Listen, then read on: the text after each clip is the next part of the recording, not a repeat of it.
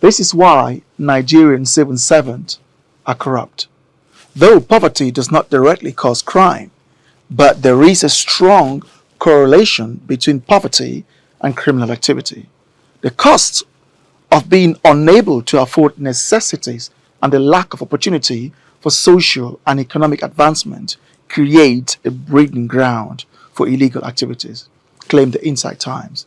The tendency to commit crime increases if the necessities to sustain oneself are unavailable. This brings us to the grim picture of the state of Nigeria.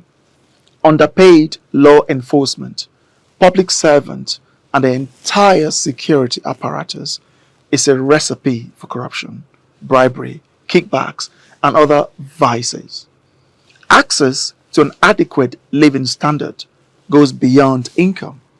Access to housing, healthcare, security, electricity, water, transportation, and a conducive working environment are no longer luxuries but necessities. Nigeria operates under a total collapse of infrastructure designed to serve our public servants and security personnel to protect us better. The collapse is not only the physical structure, the mental and managerial structure are all but overstretched or collapsed. There is not a single Nigerian public office that is properly managed. A country cannot grow like this. No matter the goodwill of Tinubu, failure is inevitable unless and until he goes back to the foundation of the problem. The salaries of the military, traffic officers, public servants, immigration service, and every office of the Federation, except those in charge of passing these laws, are, by all standards, severely underpaid. We pay these people so little, yet expect so much from them. Do you remember the correlation between poverty and crime? These public servants basically live in poverty. Their income falls below the poverty level by Nigerian standards. Most of their salaries have stagnated whilst inflation has soared. In other words, a police officer with a salary of 70,000 naira in 2023, 36 hours after Tinubu takes office, inflation soars.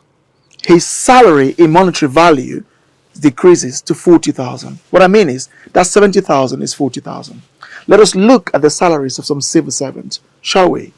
Police recruit, monthly salary 12,000 naira. Police constable 50,000 monthly, annually 600,000.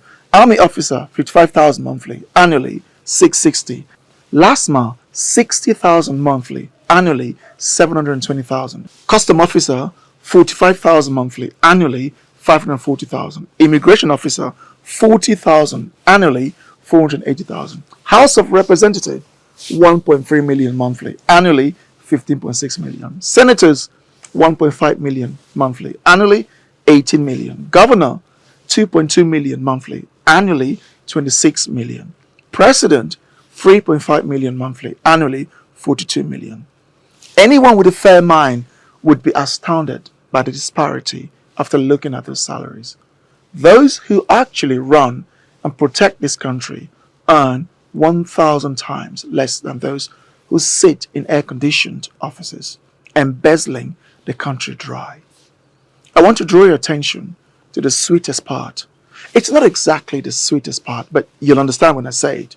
What I mean is, aside from the salaries of this House of Reps, senators, governors, and president, their remuneration and package exceed their salary by far. The average rent for a basic studio in Lagos exceeds 500,000 naira annually, and that's in the outskirts and suburbs. Transportation fares to and from work all across Nigeria are excruciatingly expensive. In other words, Nigerian civil servants live in poverty. They cannot sustain themselves, let alone their families. What are the incentives for a Nigerian civil servant not to be corrupt? Remember the study.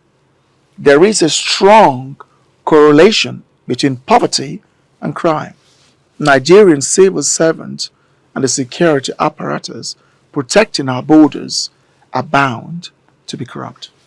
Now listen to this one. This is the shocker. Our senators, House of Reps, governors, and the president are some of the highest paid individuals on earth. Yet, they are incredibly corrupt. How do you justify this? If there is a strong correlation between poverty and crime, then there sure is a strong correlation between absolute power and corruption. For absolute power corrupts absolutely. Our House of Reps, senators, governors, and the presidency have absolute power. Well, sort of. The annual budget spent on the president and vice president could build 150 fully equipped schools. Those funds spent on our senators could build 10 new hospitals annually. Yet our police officers are underpaid and their workplaces are deplorable. Public offices in Nigeria are in despicable state. Our roads are abandoned and we still do not have uninterrupted power and water supply.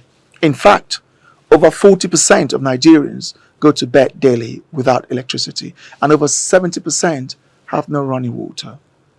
Now I ask you this question. If you were a Nigerian police officer living under such ridiculous salary and caught a criminal offering you 50 million, would you turn it down? If you like what we do here, or if you think we said too much, or if you think we didn't say enough, or if you think again that we missed something, please leave your comments down there and we will reply if your comments are constructive. Also, don't forget to subscribe to be notified when we release videos like this. Thank you.